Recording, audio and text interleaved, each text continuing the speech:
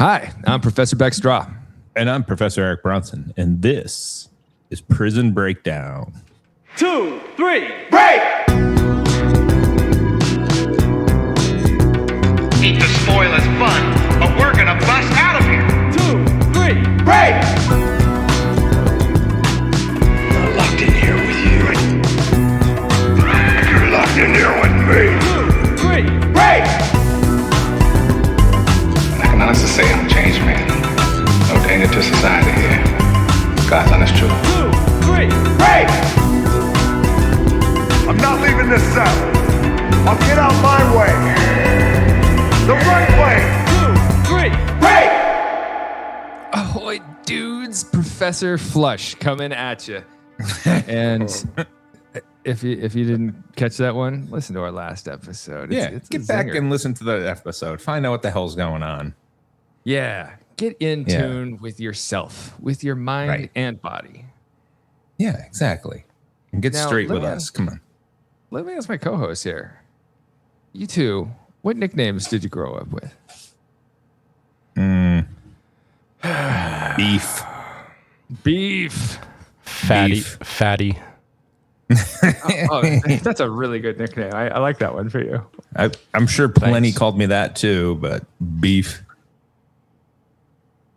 Not Professor Flush. It was just Flush. Now, and it took a long time and a career worth of effort to get to Professor Flush, you see.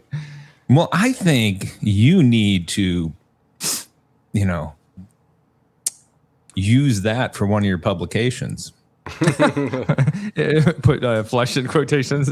Yeah. No, I mean, don't put, you're tenured, you're promoted. What the hell do you need Beckstraw to get any more famous for in your upcoming publications? And you're always working on some kind of research. So, publishing Madman here at this teaching university, it's really impressive. And so why not just throw Professor Flush on one of those?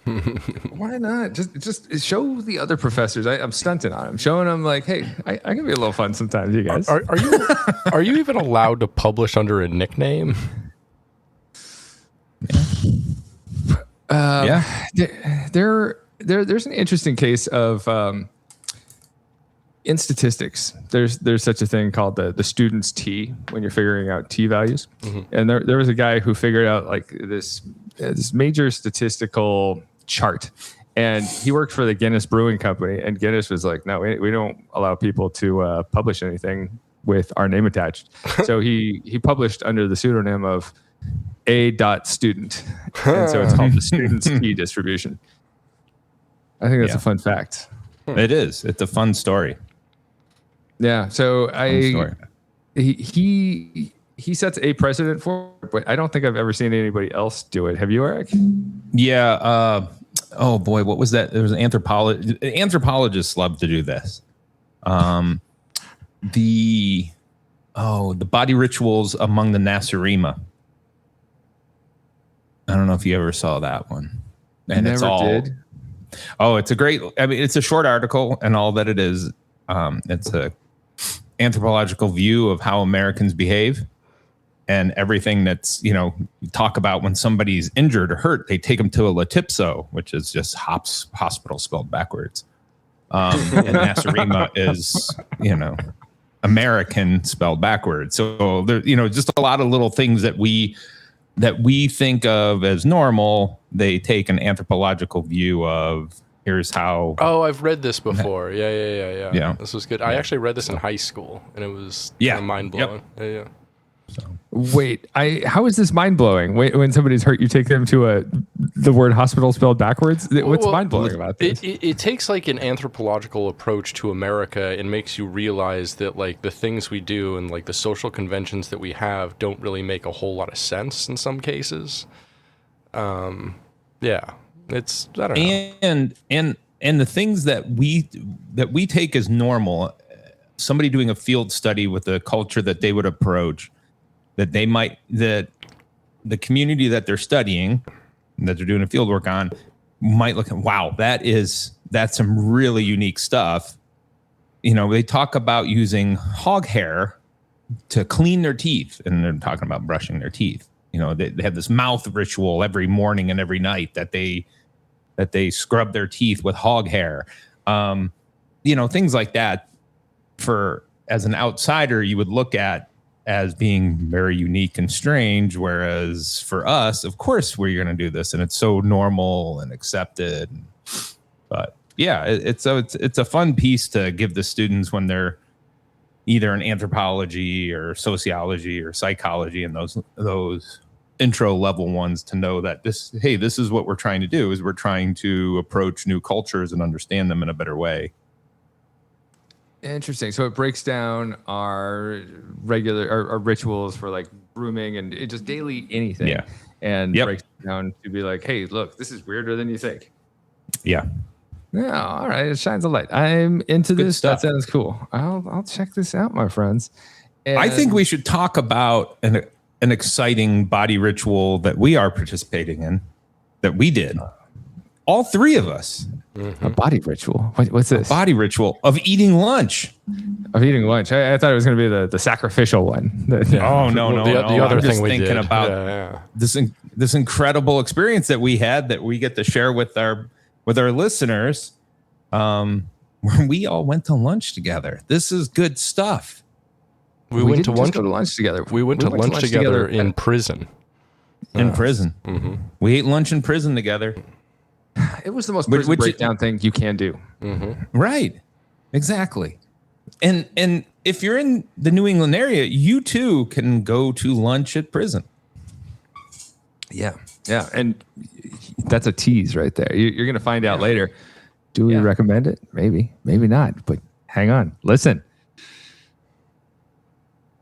And with that tease, I'm going to say, before we get into the main event, I want to plug a place that I like. This place is called Roger Williams University School of Justice Studies.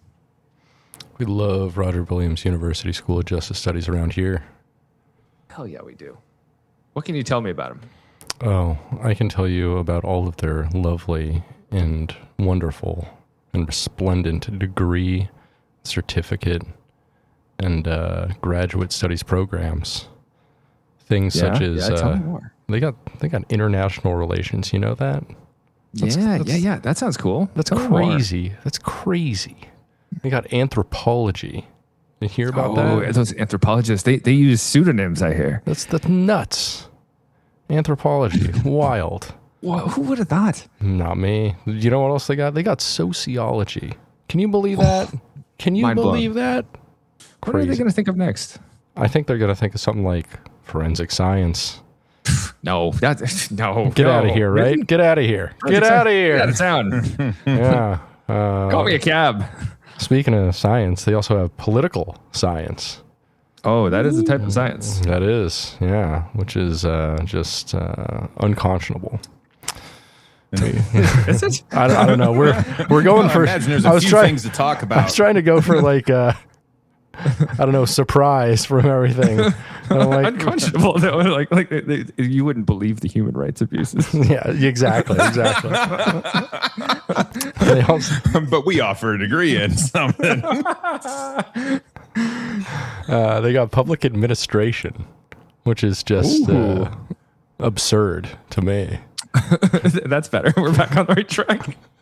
They also have legal studies. Ridiculous. That's preposterous. There you go. Preposterous. I'm flabbergasted. And of course, we got the big boys in criminal justice. No, I believe that. That's I a believe that. Uh-huh. Yep. I put every ounce of my belief into that. Yeah. Yes. And that is a keeper. That's a good one. The one and only thing that I believe in. Yep. Is their certificate offering in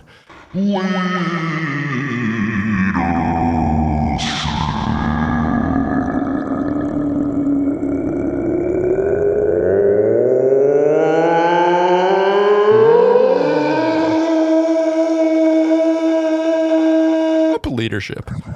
I'll say it's. I half expected you to start going into the bird there. The bird is the word. Bird is the word. Oh, I just put it together that "bird is the word" and the Pringle song are the same song. Yeah. They are. All right. Well, all right. Yeah. Wow. You guys, a fun fact for people at home. Bird is the word. Same song as the Once You Pop the Fun Don't Stop song. Thank you, Roger Williams University School of Justice Studies. Papa Ooh Mau Mau, baby. Papa Ooh Mau Mau. That's your school song, right? It should like be. your- We your have a fight bird song. for a mascot. Uh-huh. The bird is the word. Eric, do we have a school song? As former dean, I'm sure that you had to like pledge allegiance to the school song. We do have a song. I couldn't tell you one lyric of it other than Roger Williams. With a question mark. Yeah. I don't think Roger they ever Williams, made is us. Yeah, I don't think they ever made us sing it. I mean, maybe there was something about, being booted out of a colony from Massachusetts for wanting, to not have established religion. And so you fled to Rhode Island. I don't know, but we might have had to sing it one time at some event. I can't remember. So yeah, I couldn't tell you much about it. Do we have a producer's note here? No, I'm looking it up right now and I can't find it. Yeah. I mean, there's one. Do we have a fight song? There's one called "You Are Powerful," which apparently that's just like an ad from Roger Williams University. Powerful combinations. I can't. They don't play it at like I don't know, graduations or anything like that. No. Pomp and circumstance. Yeah. No, that's the jam that we play. We should move on to the Vitamin C song. Realistically, it's like the pomp and circumstance for the 21st century. Right. Yeah. Right. There we go. All right. Well, we've had enough of the chit and chat. Yeah. Let's move on to the main and/or event. Today we are talking about the Northeastern Correctional Center, NECC, and locally known as the Farm. This is classified as a minimum and a pre-release state prison facility for adult males in Concord, Massachusetts, run by the state of Massachusetts. No. Stop. What? Oh my goodness. How long have you lived out here? How long have you lived here? 10 years in New England. Yeah. What town is that longer. again? 14 years. What town is that in? Concord, Massachusetts. No, say it right. Come on. Concord. You've been here long. Concord. No. See, The locals will have no clue where you're talking about. They're gonna be like, who the hell are these two asshole professors who don't say the name of the town right? It's Concord. No, I refuse to give in. I find the AHing of everything like chowder. I find that to be one of the most irritating things about living in New England. like when you're going to buy clam chowder and it says on the menu like CHOWDAH, I am out. I am not going to touch your stupid soup. You are immediately not going to purchase that or support that company or food, whatever it is, in any way. No, you're trying too hard to be folksy, and it comes off as trite and poorly handled. I don't want to eat your food anymore. Let's be honest. Besides maybe the New Jersey accent, the Boston accent is one of the worst accents.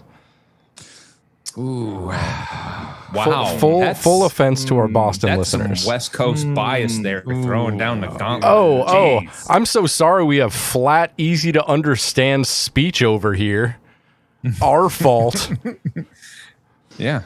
It's as bland as everything else on the West Coast. Oh, you get out of here. Shut up. We have Los Angeles and Portland strip clubs. You don't have any strip clubs like Portland strip clubs up there. Game, set, match. You're probably right. I wouldn't actually know. Yeah, I have no clue. Eric, our resident strip club guy. What do you think? The guy who thinks salt is a spice. Yeah, I have no clue. Okay, so we were talking about something important before we got derailed by something more important. I apologize. Do not apologize to me ever on this podcast. So it's known as the Farm. It's the facility, the Northeastern Correctional Center, is designed as a farm, and it has this infrastructure so they can have worker oversight. And the facility favors rehabilitative work for people in minimum security prison populations. The facility itself was built right across the street from the much more infamous MCI Concord. MCI stands for Massachusetts Correctional Institution. So when I'm just moving forward, when I say MCI, Massachusetts Correctional Institution Concord, which was a notable facility in Massachusetts, but closed in July of 2024. We'll talk about them more in a future episode. That's a tease for you, listener. I'm full of teases today. So the Northeastern Correctional Center is built on 300 acres of farmland, and they house roughly 200 adult male prisoners, and they have a capacity for up to around 270 inmates with 208 beds for minimum security and 69 pre-release beds, all exclusively intended for criminally sentenced adult males. And it's a smaller institution. Yeah. And much smaller than usual. I mean, but it's a huge institution because it's on 300 acres, but like, you know, it's a small facility, a low population. Right. And precisely. And that's part of what I was going to say in terms of the number of inmates that are there, the amount of acreage that's around it, and the size of the buildings and the opportunities that they have for them. I think something for individuals who are wondering, what we're doing inside for these individuals. Here's a place that might be living up to its name when it's saying that it's correctional, that it's providing opportunity for individuals to be corrected. Yeah, completely agree. I've got a whole list of the programs they have there. I'll get to in just a moment. I dug into, like, with this kind of rehabilitation that they do offer, how much does it cost? And the most recent numbers I found were for the fiscal year 2023. It cost roughly $81,000 to house each inmate there, which is relatively little when it comes to like cost per inmate. That's not even that high. But they offer pretty good programs. The men live together in dormitories, and they have open movement around the facility in its grounds.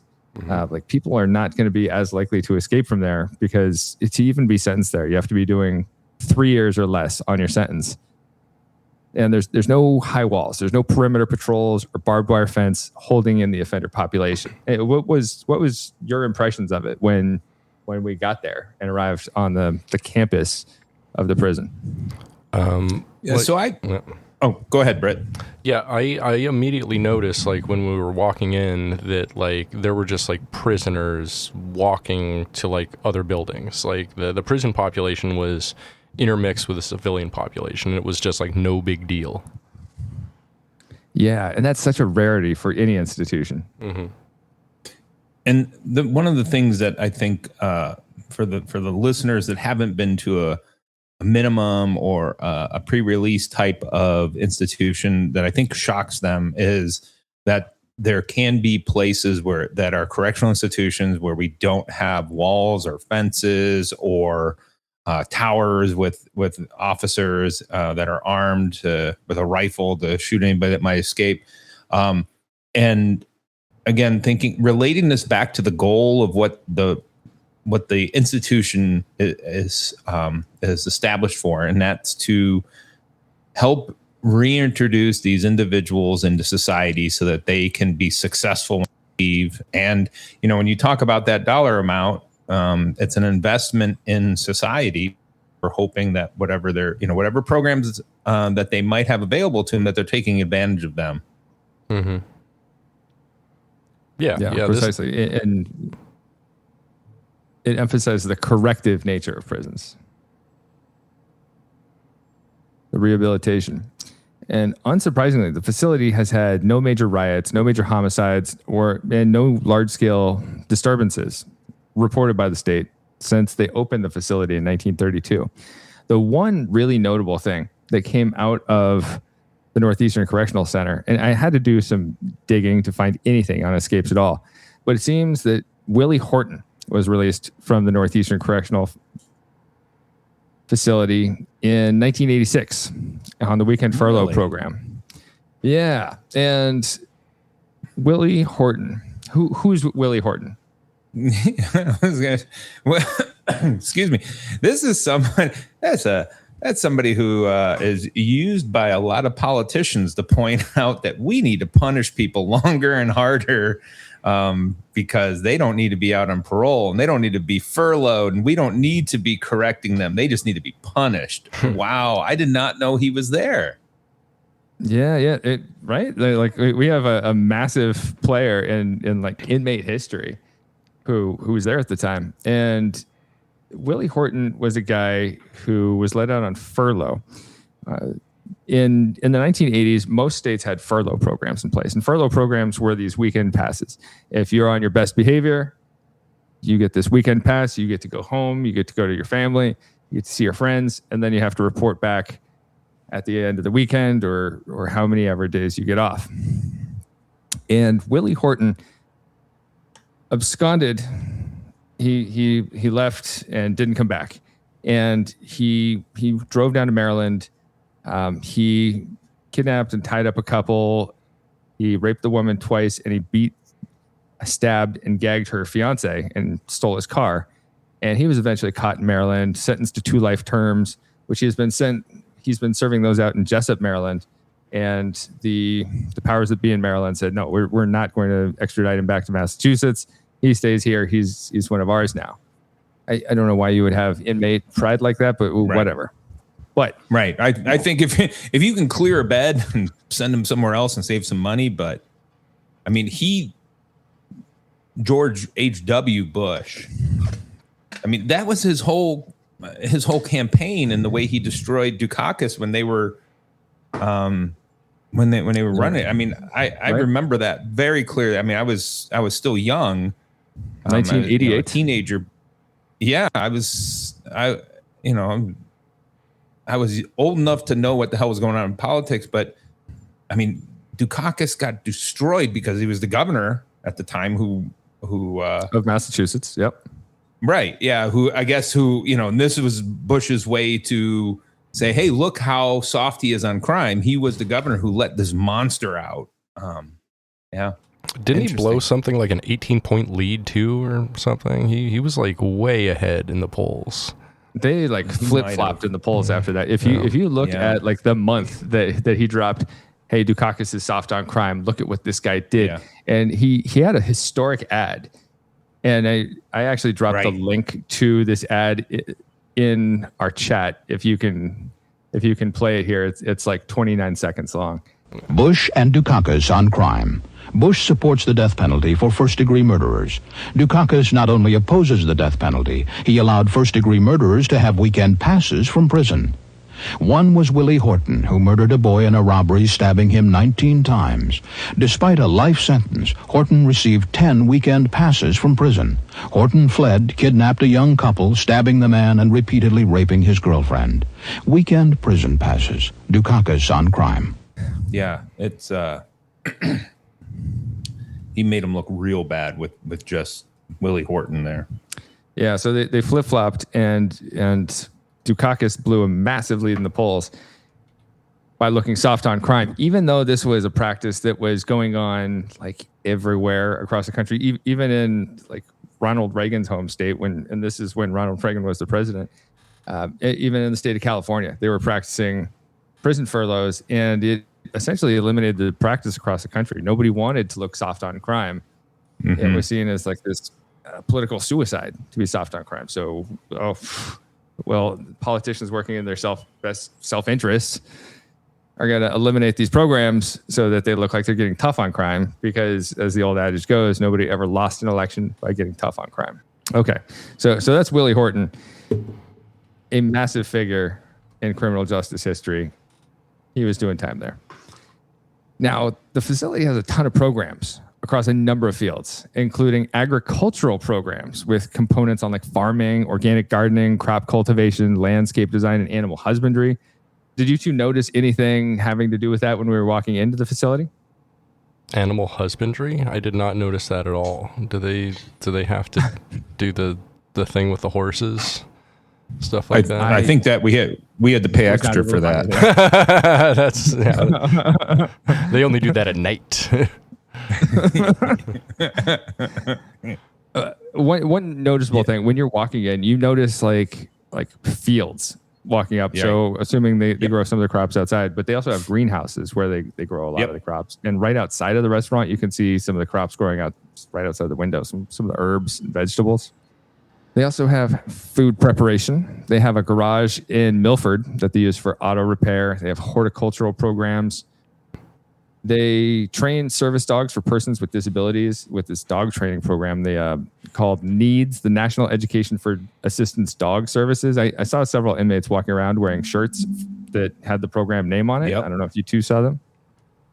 Yeah, I saw some of those inmates and a few puppy dogs walking around. Great program, still my favorite one ever. That's pretty dope. They have a program for getting OSHA certified. They offer self-improvement programs on restorative justice. They have support programs for long-term inmates where they can support each other. And they have a garden variety of programs, like I'll just rattle off a few of them: healthy relationships, criminal thinking, violence reduction, anger management, substance use programs, entrepreneurship, call to courageous manhood, making moral choices, and peer support, and strategies for self-improvement. They also have some higher ed programs like high school equivalency diplomas. They can partake in classes towards earning a bachelor's degree from Boston College, Emerson College, and Tufts University. And they have a correctional recovery academy that's been on the books since the early 2000s. And it's a 6-month therapeutic community program, meaning you are living in the same like dormitory space with everybody else in the program. And you go to programs every day that emphasize relapse prevention for these inmates. And it uses cognitive behavioral therapy techniques, which are known to be like the best modality for treatment for people who are incarcerated. Now, that's what I've got on the facility itself. Let's move on to talking about a special place within the facility. They call it the Fife Drum. Now, the Fife Drum is a special place. It is the only prison-run restaurant in the United States. It is part of inmate educational programming. They are teaching food prep and serving to persons who are there. The food is all prepared and served by inmates in the facility. And getting to work at the restaurant is considered a perk of being at the facility. They have 8 inmates on staff preparing and serving meals from Tuesday through Friday. And the restaurant has been running since the 1970s. Massachusetts administrators keep it going for its food service programs that give the participants these transferable skills on release. And the inmates, as I said, they grow their own herbs, they grow their own vegetables. So when the right veggies are in season, it's actually a farm-to-table restaurant, which is kind of dope. And I think one of the other things that was discussed a lot is like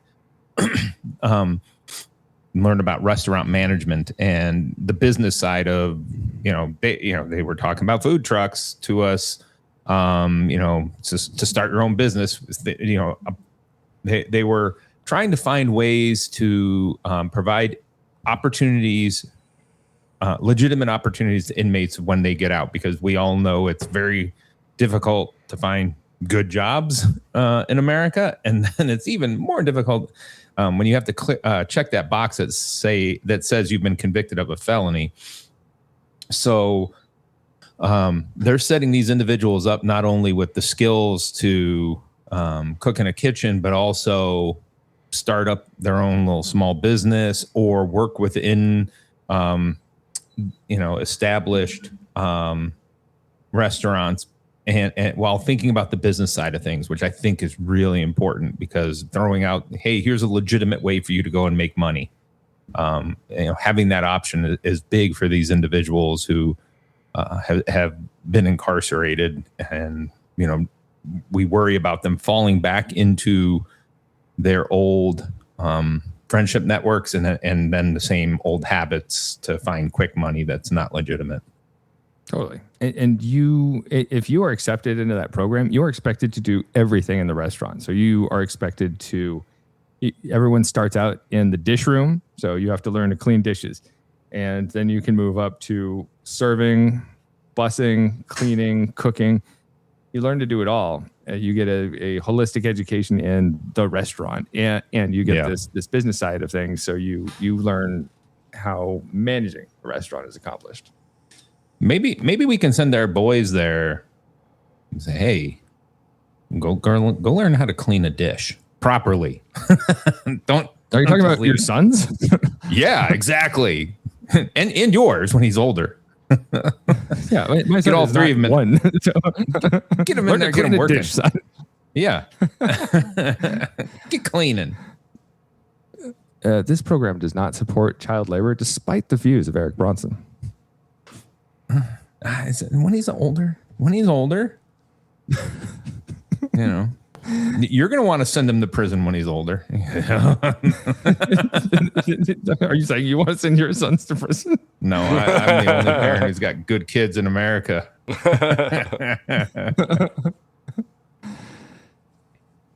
So let's talk about our impressions of the place.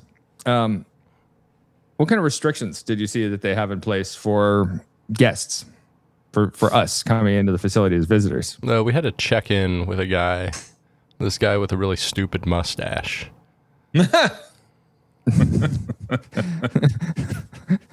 I didn't even remember his mustache, but he seems like Brit's views of a guy's mustache do not reflect the views of the Prison Breakdown program. They do reflect the views of our sponsor, though.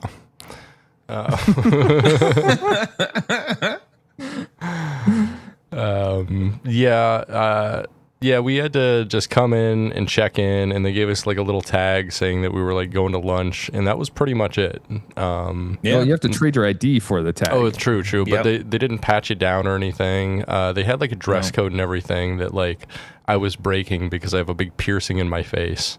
And the thing said no piercings, but like right before us, 3 like blue-haired old ladies came in, and they all had like big dangly earrings and stuff. So I'm like, oh, I can get away with this. And sure enough, got away with it.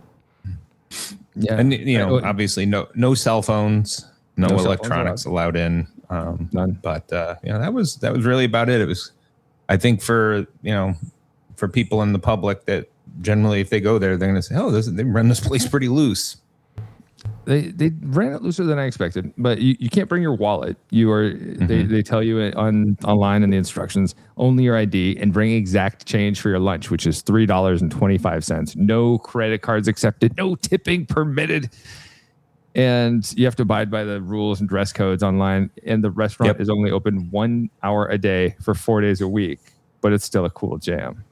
But and think about that, $3.25 for your lunch. That is where you don't get that anywhere. No, you can't even make peanut butter jelly sandwiches at home for that kind of a deal. Exactly. And we're getting a prefix menu. You're getting a soft drink, a soup, a salad, an entree, and a dessert. And all a dessert. For $3.25. The dessert, they could charge more than that.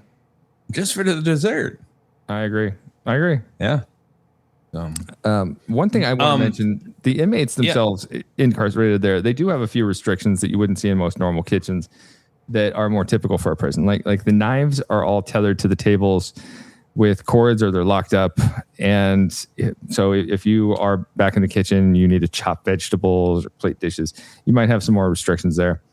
But the inmates, importantly, they're getting these like customer service skills, like they're interacting with the public and associating with people outside of the prison. And I think that is an awesome part of rehabilitation for people too, is getting that interaction with people who are not of the prison. Right. That's a big part. And I think just in general in society in the United States, I think being any type of server in a restaurant, it's a pretty shitty job, right? I mean, people have unreasonably high standards for what they think they should get for, if you're, hey, we're going out to dinner at Fridays or whatever the hell it might be. And, if anything comes out a little bit wrong, they lose their minds, or they'll have, these crazy demands about how they want the food prepared. And if it's a little bit off. Now, granted, I don't think people are doing that to the inmates there because the menu is much smaller, but having that opportunity to interact and just I think I have a really good feeling that everybody who goes to lunch here views these individuals as humans. I don't think they're going there saying, "Oh, I'm going to go have lunch with these animals and let them serve me," and they need to stay locked up. I think that they realize what's going on here at this restaurant, and they see it as an opportunity to go there and be part of something that's positive in people's lives, and get some good food and pay relatively nothing for the meal. Yeah. And interestingly, with the meals, they keep this whiteboard near the entrance of the small restaurant that's updated daily with the food offerings. They offer you a choice of 2 entrees for lunch. The menu changes every week, so there's cool elements to this whole thing. Yeah, very, very. And that's I think there were 9 tables, and 4 seats per table for the most part, but. It's on the smaller side, but every table while we were there was being used. So, it does encourage the listeners that if you're going to go, be there at 11:30 to be in there to eat. So yeah, get there at the right time. It's a little confusing. Yeah. Like you walk into the restaurant itself, it's not a big room. And you look around for like, okay, where am I supposed to go? And there's a woman sitting there with a cash box, and she beckons you over, and you pay her the money, and get. She says, "Oh, okay, sit down. Somebody will be right with you." And then it's all pretty prompt and very very polite, good service. Yeah, let's talk about our meal. Let's break down the meal. Let's prison break down our meal, if you will. Let's do it. So. We start out with the soup. Now, there's a soup trader in our midst who said, I'm not going to have that soup. No soup. Not a soup fan. No soup for Eric. No. Won't do it. Even though it was an Italian wedding soup, Eric said he expressed some unsavory thoughts about Italian weddings. Mm-hmm. Yeah. And, why don't you just express some unsavory thoughts about Italians? Just get me in trouble with a group of people in America. All right. Rather than Italian Eric didn't say anything wrong. He just didn't like. He's just not a soup man. And I'm an anti-soupite. I mean, so you did say something wrong, because being anti-soup is inherently wrong. Like, soup is a perfect food. No. Just awful. It's awful. Soup to me is just associated with being sick, and you get the chicken noodle soup, and that's comforting. That's comforting. Oh, that's it's great. sick not to like soup. Oh yeah, I'm sick in the head. What do you eat when you're sick? I mean, I will have some, but it's awful. I hate every bite of it. It's not a bite. It's more of a slurp. No, not the way I do it. Eric gets crunchy soup. Yeah, what the hell is a soup company that does? Oh, you can eat it with a fork. This is why he doesn't like soup. He's been getting rotten soup. That's right. So, Brit, what was your impressions of the Italian wedding soup? It was fine. It was a little bit better. So it was fine. Like, the ingredients in it reminded me of like a Campbell's soup. That was okay, but what really shined was they had a great base for it. Like, they made a really good chicken stock, and the chicken stock was super rich, which I appreciated. Yeah, the chicken stock was awesome. Mm-hmm.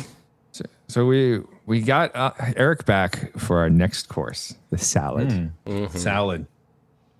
And they offered a house salad or a Caesar salad. Nobody wants to be a house ass bitch, so we all chose the Caesar. House bitch, you say?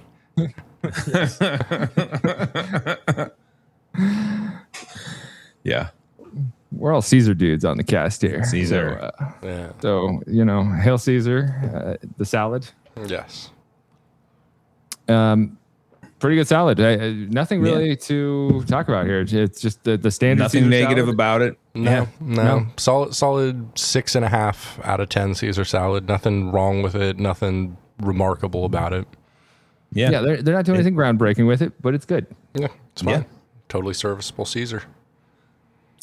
Now we get to the entrees. They offered a sandwich, which was the shrimp po' boy with fries, which I got. And they offered the entree of a chicken marsala with noodles and cauliflower. And now I will note that somebody spelled noodles as noddles on the whiteboard, and I could not shake that from my brain. So, N-O-D-L-E-S. Noddles. N-O-D-D-L-E-S. Noddles. That's pretty cool. I like noddles.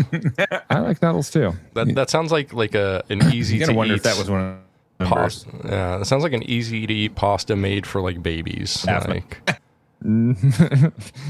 Yeah, have your noddles, baby. So the other two hosts here, they got the chicken marsala with noddles and cauliflower. Talk about it. Tell us about it.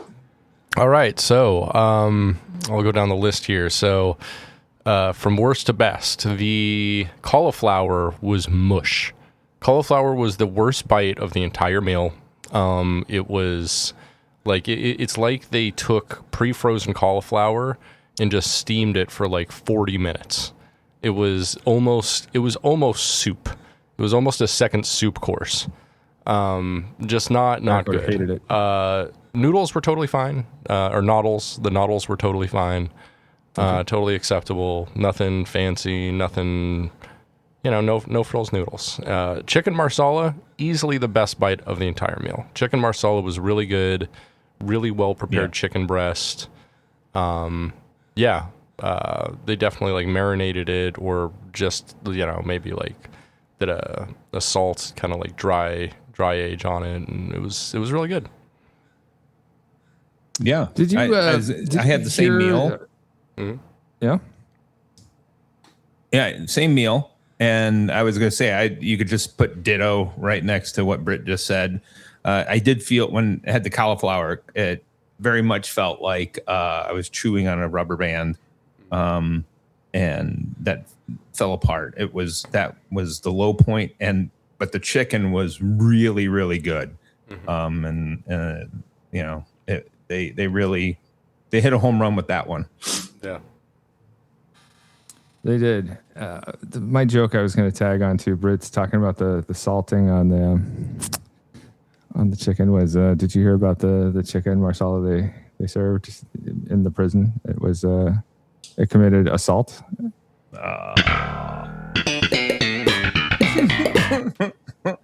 Yep. All right. Well, there's that. So in a surprise twist, producer Brit and I, we split our entrees. I got the shrimp po' boy with fries, split that baby in half. As someone who recently has learned to make a shrimp po' boy, I learned how to deep fry at my home, and I made a Cajun shrimp po' boy. I thought their shrimp po' boy was quality, and their fries were very tasty. And the only thing I would complain about is that the bun was a regular hot dog bun, but the shrimp itself was done awesome. No complaints there. And having tried half of Brit's meal, I can tell you I completely agree with everything that he's putting out there.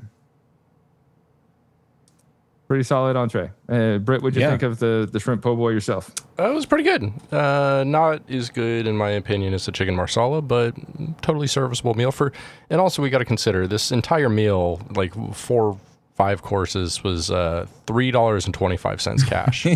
Which, right. Yes. As much as I could, like, nitpick every single thing they did, I'm not gonna for the price, like, especially because these are like, guys who are probably pretty new to this, like learning to cook in a commercial kitchen for the first time, which is like, good for them, and they're doing a great job for what they're doing, except on the cauliflower.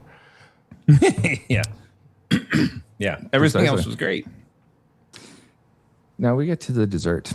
For dessert, they offered a choice.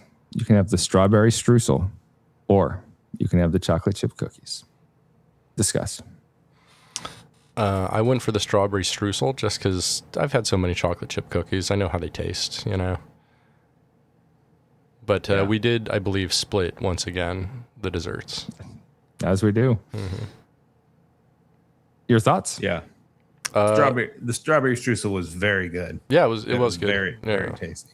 Quite good. Chocolate chip cookies were all right. They were pretty standard fare chocolate chip cookies. Nothing fancy, nothing bad. Middle of the road. Completely agree. Just the standard chocolate chip cookie. I enjoyed it, but the strawberry streusel was excellent. It was that was pretty special. That might have been my bite of the meal. It was good stuff. Good stuff. That if we're going out of 10, I'd go as high as like an 8.5 on that strawberry streusel. It was good stuff. Was that your bite of the meal as well? I don't know. That and the chicken was really good too. I thought both of those were really high quality. I was surprised at how good the chicken marsala was. So yeah, both of those were right up there with one another. Whereas the cauliflower and that awful soup, you guys, that's at the opposite end. You didn't even try our soup. You weren't even open to the idea. I sniffed it. That was more than enough. Like a dog who doesn't like it. Exactly. He turns around. Now, that was what we said was dessert, but the real dessert for us was getting to talk to a guy who worked there, one of the inmates there. We'll call him M because we were asked to keep his name anonymous. And so talking to M, and we got to talk to a man named Eddie Jacobs, who's the culinary arts instructor for the prison. And he's been working there for 30 years. And prior to working at the prison as an instructor, Eddie Jacobs owned EJ's Barbecue in Waltham. And as we discussed, he makes them do everything in the kitchen, teaches the business side of the kitchen. And what were your impressions of the place based on talking to Eddie? What did you get out of our conversation with him? Well, one of the things before we talk, just in terms of the conversation with Eddie and M, I just want to say it was very clear that there was a tremendous amount of respect from Eddie to the workers there, to the inmates. Yeah, and I think it was pretty clear to see that they respected him as well. And that's, I think, a really important thing for any of our students going into criminal justice, to make sure they learn. If you respect individuals, whether it's inside institution or out there on the streets because you work in law enforcement, you respect them. It's going to change the way the interaction was. I mean, everything that I saw was a very positive interaction between the staff and the inmates who were there working. I was really impressed with that. Also, I've got a lot of experience like working in kitchens. Used to be like a sous chef and stuff, and like the same goes for like the institution of the kitchen. Like everything runs on trust and respect because you're working with a lot of sharp, hot, heavy, dangerous objects around each other in tight spaces. And you have to be able to have a rapport and trust and understand how things move around a kitchen in order to not only survive in a kitchen, but, thrive in a kitchen and get everything done without anybody getting hurt, Yeah, I'm sure injuries are common in kitchens and especially tight spaces, working in a place like that. It can happen. So he emphasized respect, and he emphasized, like, he was talking to us about how he wishes that they could report more successes from people getting out of prison, but he's not allowed to keep in touch with people as part of the conditions of the job, which that makes plenty of sense. And they're not allowed to like come back and be like, "Hey, look, check it out. I'm doing great, guys. I'm running a restaurant." Yeah. But Eddie Jacobs, he emphasized a few things that I liked. Some of the benefits of hiring offenders, like if you run a business and you hire offenders, he emphasized that you get a tax break as a business owner. He emphasized that you don't have to pay health insurance or unemployment insurance. You don't have to pay for these benefits because the government offers these breaks as, hey, here's an incentive for you to hire an offender. And that's pretty cool. Yeah. I mean, again, one of the things that I think that really stuck out to me was how much he's really focused on that business side of learning for the inmates, and so that they aren't just destined to go and work, hey, this is your future working in a kitchen. It's one of those skills that if you understand how business runs, that, okay, you want to go work in a kitchen, and maybe move up in it, or hell, you could start your own food truck, or take that and you can apply it to other areas where you could start your own business. And, it's an applicable skill that you can use outside of just the restaurant world if you have a good understanding of business. And I think that was, that the way he, again, respected them and was treating them like, hey, there's no reason why you can't go out there and start your own business eventually. It might take a while, but here's the legitimate thing to do. And really positive aspect of the whole setup. But I think Eddie really impressed me with how much you could tell he was invested in this program.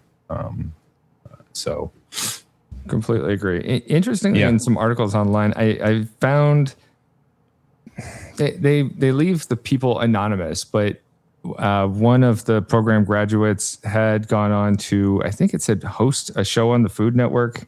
Oh, wow. And others had up their profile with getting jobs in more high profile restaurants, but it doesn't mention any of the restaurants by name, doesn't mention any of the former inmates by name.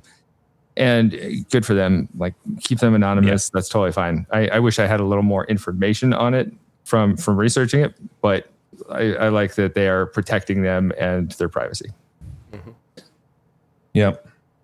But I do think it would be I think it would be a kind of a feather in their cap type of situation where they could say, hey, here's, so-and-so, a graduate of this program and who was incarcerated for this many years. And look at what he's doing now, as kind of forget about being a model to other inmates, but as an example to society of, here's an individual that was incarcerated, did their time, and they're out, and they're making it in society. So again, as a way to show them as somebody that's a human. Right. Yeah. And also, draw people towards this opportunity as well. Because, a lot of people, it seems like no one really knows about this restaurant, except for like a bunch of regulars for the most part. Because it's like the only program like this in America, if I'm not mistaken. Right. And yeah. It's so underreported. It's so underreported. It's had 3 features in the Boston Globe and others with like local news around the area. But other than that, you don't see a whole lot about it online. But the program itself, Eddie keeps his participants engaged by allowing them to indulge in some of their cooking ideas. And the participants, these inmates, they actually have an active hand in putting together the menu every day. He'll ask them, what do you want to cook? They'll come up with ideas. I found some discussion, like a reporter had journaled some of the interactions between Eddie and a guy who had been working there. And the guy was like, yeah, what if we put like caramelized onions into this thing? And Eddie was like, no, it's never going to work. And the guy did it anyway. And Eddie was like, hey, this is awesome. So I like that he gives leeway and shows people the respect of like, yeah, sure, I don't think that's going to work, but try it. And is willing to admit like when maybe he wasn't necessarily right on something. That's cool. Yeah. And I think when when you're allowing people to be creative and take ownership of the work that they're doing inside the institution, any type of rehabilitative programs whatsoever, when they're able to, they're processing things on a different level because they're not just going through the motions of trying to get a certificate. When they're taking ownership of something, this is when you're getting their brain to fire in new ways and get them to really process what it is to be in part of this, one of these programs. I think, I can remember some research that was done years ago on inmates who were trying to, or it was one of those situations where they're training the trainer, and the person who is training the new inmates, the inmates who train the new inmates, they're the ones that are really learning what's going on in the situation, again, because they're taking ownership and they want the person to actually learn. So for them to realize that they have to make sure this new inmate learns something, they themselves are actually teaching themselves and thinking on a different level and engaging their brain in a new way. So it's great that Eddie's able to do that for the inmates that are participating in this. Yeah, he's got a really unique and interesting, engaged job. And with this program he runs, inmates go through this commercial kitchen training program and learn to serve. And they receive, at the end of the program, after 6 to 8 months of being there, they receive a food handler's license and they get a safe serve certificate. The inmates participating make $2 a day working in the program. And it's like a high school technical program in terms of what they're putting in and what they're getting out of it. And so that's helpful and can help people land on their feet when they get out of prison. The culinary program itself spends about $1,200 a week on food. And this, as I said, they do grow some of their own, so that can offset some of the costs. And it also gets offset by what customers pay. But there's no way they're breaking even when they only charge $3.25. But the restaurant itself, it's not very large. I saw it described in one article as a luncheonette, which I liked. How many tables did you say there were, Eric? Like 12 tables? Nine. Yeah. And the restaurant itself has a lot of regulars, and we stuck out as being some of the only ones not wearing Massachusetts DOC gear who were under 60 years old. Hey, I'm getting close. You're not that close, my friend. Not that far. If I had hair, it'd be leaning to blue. Now, finally, the program, they have a flat top grill, and they recently acquired a wood burning pizza oven for the facility that they haven't even used yet. So if you live near Concord, Massachusetts, keep on the lookout because they have pizza coming your direction. Coming in hot. I want to call up there and see if there's a way for us to find out the day they're doing pizza, because I would really love to know, like, hey, every other Thursday they're doing pizza or something, so we could get up there and try some of that. Yeah, prison pizza party, baby. Yeah. PPP. Yep. One thing Eddie also told us about was the pie program. In short, this thing started in 2021 with the guys in the kitchen making 400 pies during the Thanksgiving and Christmas seasons. And last year, they made 540 pies for people in the community. They donated all these pies to veterans' homes, fire departments, senior living facilities, homeless shelters, schools, and community groups. They make it all in-house, and it apparently costs like $1.40 per pie. And they spent nearly $1,500 on the pie budget. It starts at 1 in the afternoon, ends up around 9 p.m. It's this massive production line of just pie, but it all goes for a good cause. And I'm sure it makes some of these guys feel good to give back. Mm-hmm. It's funny, when I worked at the prison there in Kentucky, Green River, that was obviously I learned a ton of stuff working there, right? One of the things that shocked me with this type of situation where we had the veterans of foreign wars, the AA, we had NA, different groups in the institution that inmates were part of, and they would run fundraisers one way or another. One of the things that I'm pretty certain it was the VFW inmates did is they would have twice a year, they would have a pizza purchase where an inmate could order, I don't know, 2 or 3 pizzas, and all of that money went to whatever the cost was to go to the VFW, and they would turn around and give somebody in the community a scholarship. So, some high school kid got a scholarship from inmates that were VFW. And, if you got 1,000 inmates and all of them are buying 2 or 3 pizzas, you make a fair chunk of money, and they do it twice a year. All of a sudden you got a $2,000 or $3,000 scholarship for this kid coming from the prison. I mean, it was very eye-opening that, oh, hey, this goes on here. And then when I end up going to places like Angola that were massive prisons, and I see all the different groups that they have available, and all the the opportunities they have for doing something good for the outside, it's great to see that those situations exist, so that it's a way for the inmates to remember to connect with folks on the outside. And have an opportunity to do something really positive. So I love that pie program that they have. Yeah. Same. And like, why don't we have more of this? Like building bridges between the inside and outside, where it builds them some goodwill for moving back into the community. Yep, exactly. That's cool. Anything else that you two want to say about our conversation with Eddie before we move on to talking about M? No. Interesting guy. Yeah.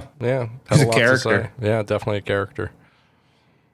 Yeah. He's a real character. Got some local flavor. He wishes that more unions would get involved with the prison to get people into the trades and teach the trades there, which I think is cool. And one thing I thought was interesting, he said he's not allowed to write letters of recommendation for graduates of his program. Yeah, he has to use a standard form letter and just enter the inmate's name. And he can't actually say anything personal about them and the work that they did there, which I think is too bad. And it's just like coated in bureaucracy unnecessarily. Right. But I will say one other thing. I am willing to bet that Eddie pronounces the name of the town properly, unlike you. God damn it. Yes, the man has a thick Massachusetts accent. Yeah. Yep. Now, let's talk about M. Yep. One of the gentlemen servers in the restaurant. He told us he was in his 17th year of incarceration. He had been serving a life sentence for second-degree murder. What did you take out of our conversation with M? M was a fascinating guy. I really liked talking to him. He had a lot to say, a lot of insight. Like, definitely like a model prisoner. He was on his last 6 months, so he was getting paroled soon. And he's one of the guys who, like, you know is getting paroled, and you're like, good. Like, this guy served his time, obviously did something that he's not proud of, served his time, learned a lot from it, and is ready to, reintegrate into society. Yeah. Ready to move forward.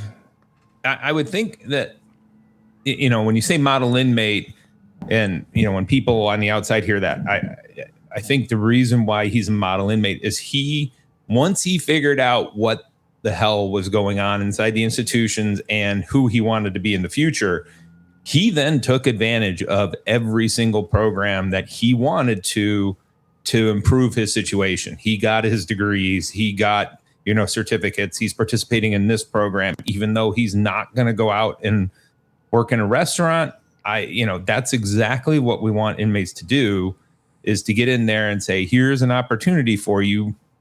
Don't just go through the motions and get your little piece of paper or certificate saying you did it. Actually get something out of it. And I felt that he was one of those that clearly was doing that it was making the most out of his time. And again, he fully admitted, it took him some years to figure that out. Mm-hmm. I think when he first got in and he was at that max unit, and he got him, he got in a little bit of trouble.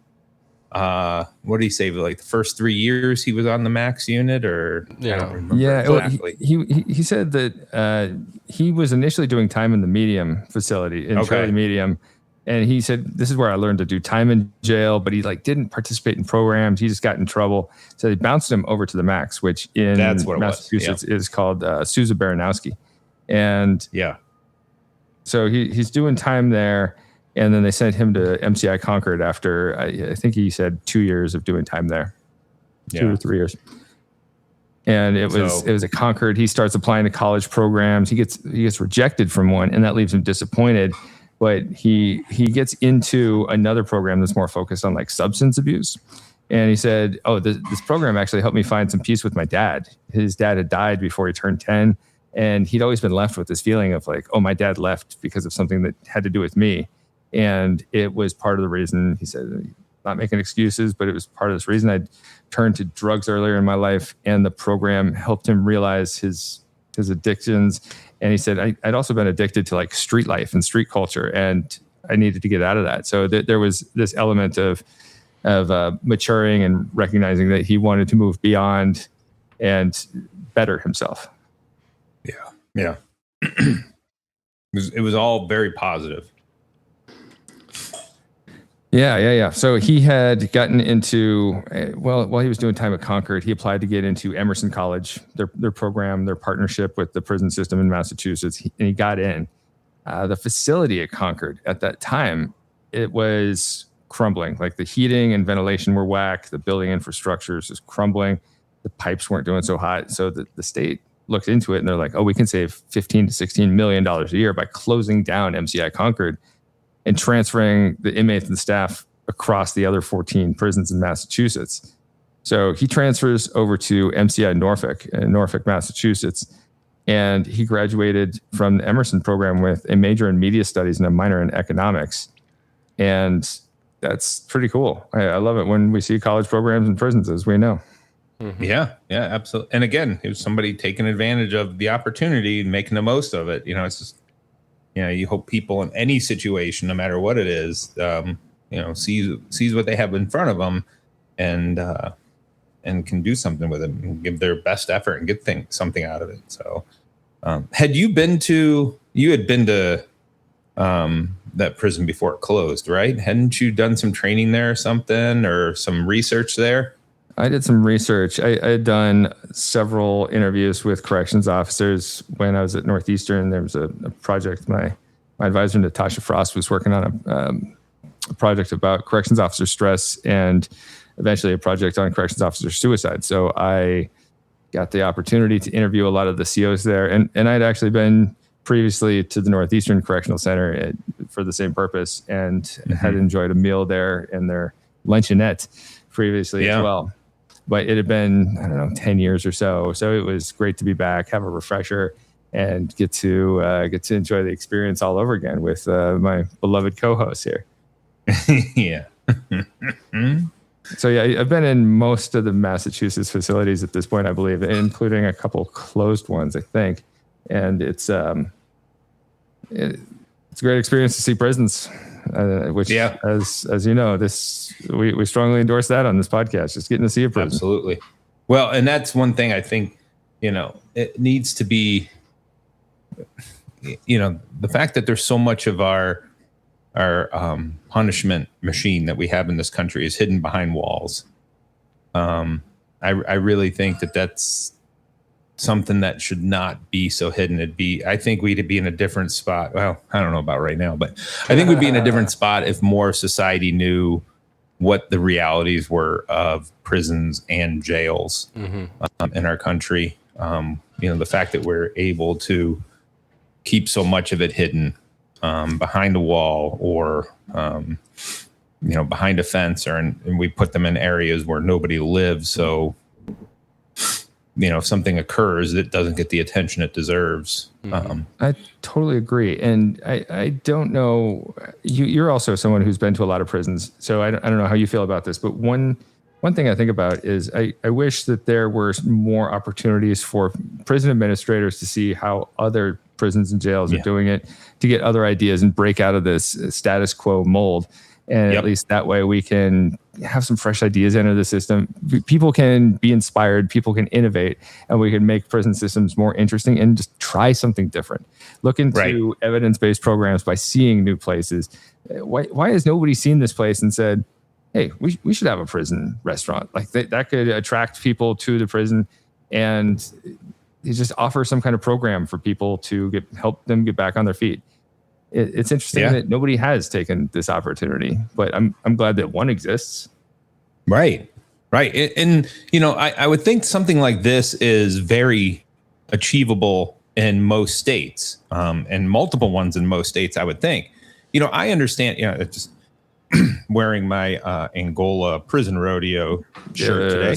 And I had it on at the supermarket this morning, and somebody stopped me and said, "Oh, I'm from Louisiana and I've never been. And I just know it's one of the greatest things that exists inside prisons." And so she asked me a little bit about it. And of course I told her about the class and the trip, and, it's something that we try and get to often. And then she asked me, she goes, "Why don't we see more of that across the country?" Well, Angola is just a unique situation in terms of the size of the place and them being able to build an arena. I can understand why that doesn't exist everywhere.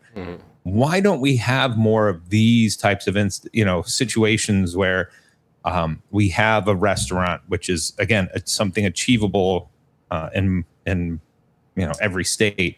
Why don't we have, hey, we're gonna those inmates who work with the dogs, maybe if you're part of the program but you don't have a dog right now, you can help us, and we're going to start up this small dog grooming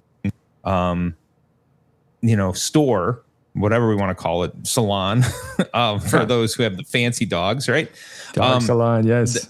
Yeah, so that they can interact with people on the outside and they can start learning about business themselves. It's there are a lot of these little opportunities like that I think that unless it shows the possibility of making a monster profit, governors and commissioners of the Department of Corrections won't even consider.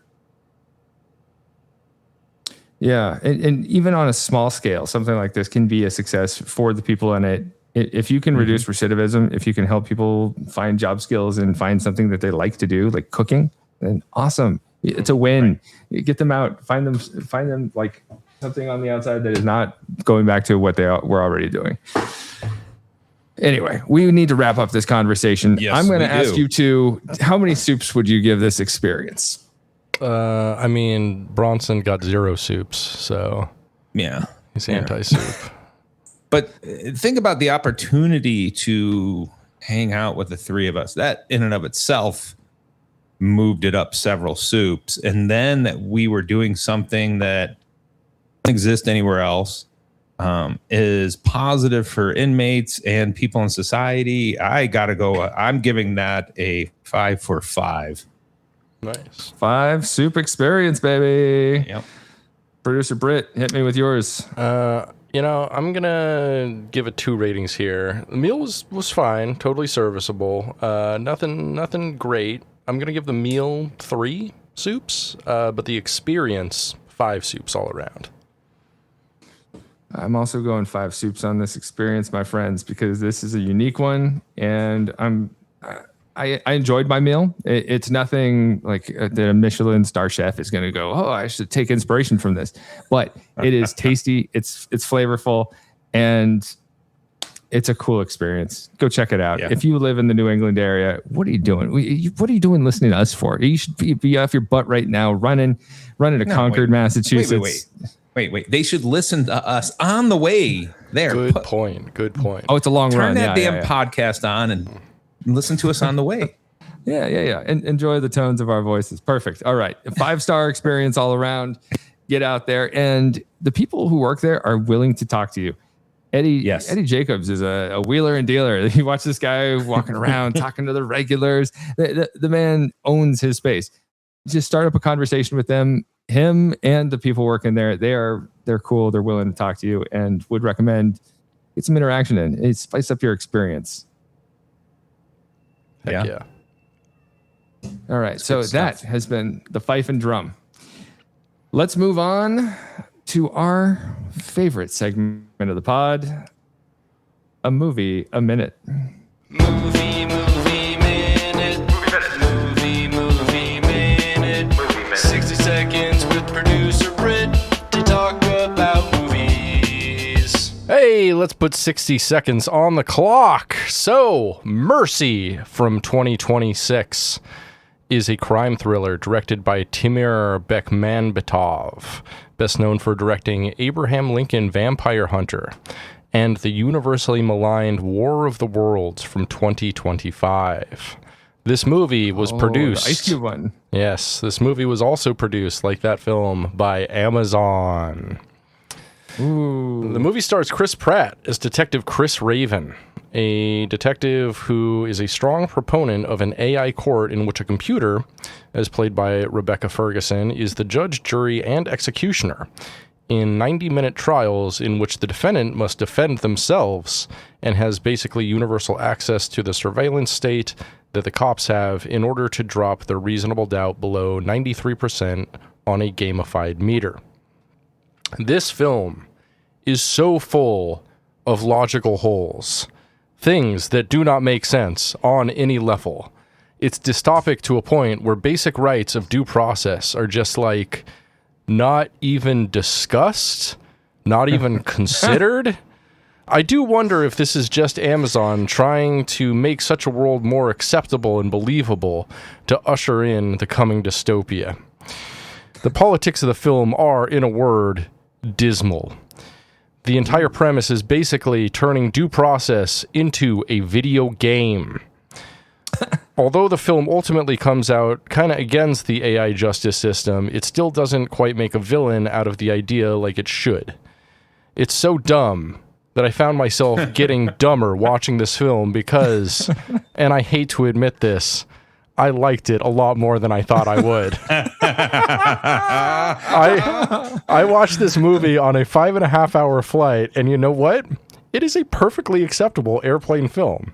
It's fucking dumb, but it has a lot of twists that kind of keep you guessing. It's acted just fine, nothing impressive, but nothing blatantly terrible. And there's some fun action. And honestly, I can't hate on it for being a PG-13 film because I grew up watching PG-13 action films, and we honestly need some more dumb PG-13 films for the children. Ultimately, it was totally fine, acceptable, very stupid, but kind of fun. Ultimately, 2.5 out of 5 soups. Wow, that's higher than I thought. It was so much higher. A good, bad film. Almost. It was. I was surprised by the end of it, and I was like, did I kind of enjoy that? I think I kind of didn't hate that, at least. So there's that. If you're taking an airplane ride in the near future, download it, watch it. It's a airplane film.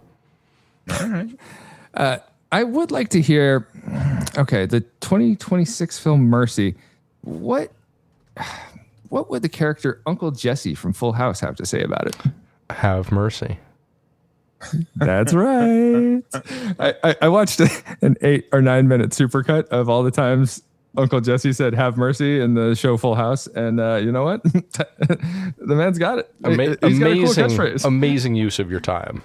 There's none better. I was feeding a small infant at the time, and why not? No, don't you dare blame your child for that. You watch. Oh, I'm not. While you're sitting on the toilet. He enjoyed watching it too. This is for kids. I want him to grow up cool like Uncle Jesse. This is a Greek child. True. All right. Okay. Judges, do you have something to sentence me for next time? I do, and every once in a while, I feel bad for producer Brit in terms of some of the absolute pile of dog shits that we ask him to watch. So I'm hoping this one might be a little more intriguing. I don't know if it'll be any better in terms of a plot or whatever, but it's a movie from 2007 that had weird, a hard time getting released. So it was, it's a pseudo documentary called the Poughkeepsie Tapes. Okay. And so it's a pseudo documentary horror film, and I'm thinking that you might enjoy it. All right. The Poughkeepsie Tapes. Yeah, Poughkeepsie Tapes. All right, I'll check it out. So. All right, that sounds intriguing. I have questions. So the Poughkeepsie Tapes. All right. Yeah. We got something on board for next time. Yeah. And I do have a library lockdown. Oh, maybe we save it for next time. We're going super long on this episode. Okay. Let's save this guy for next time. Chat about lunch. Yeah, this is a long episode. All right. So cut this part. And one more time, we want to thank our sponsor, Roger Williams University School of Justice Studies. Thank you. And oh, wait. Is this when Dora's supposed to come back in? Muchos gracias, senor. Eric does this impression too well to the point where if you, dear listener, enjoyed the show, even if you didn't, please give us 5 stars on your listening platform and subscribe. We love you, listener. Love us back. Now, when you love something, you have to let it sleep sometimes. And for that, I need a lights out, baby. Good night. Lights out! Lights out.